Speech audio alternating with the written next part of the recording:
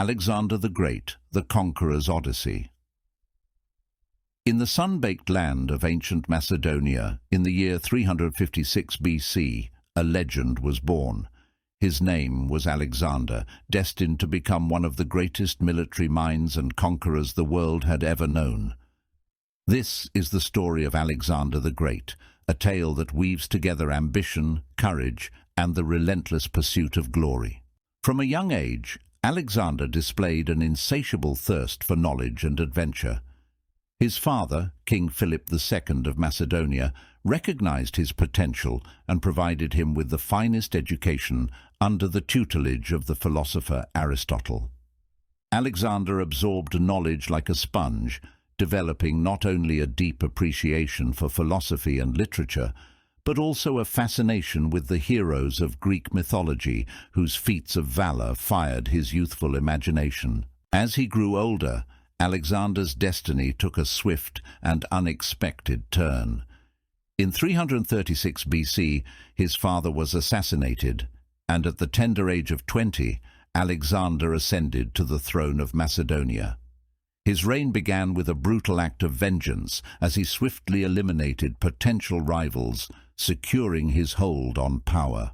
With his kingdom stabilized, Alexander turned his gaze outward, harboring ambitions that would shake the world. He yearned to fulfill a dream that burned within him, a dream of conquest, of following in the footsteps of Achilles and Hercules. He envisioned uniting the Greek city-states and leading a grand campaign to conquer the Persian Empire. In 334 BC, Alexander's audacious quest began as he crossed the Hellespont into Asia Minor, facing the vast and formidable Persian Empire. His army, known as the Macedonian Phalanx, was a disciplined force that would follow him unwaveringly through some of the most arduous campaigns in history. The battles that followed were legendary. At the Battle of Issus, Alexander faced the Persian king Darius III and emerged victorious, capturing his opponent's family in the process. He continued his relentless march eastward, conquering cities and territories with astonishing speed.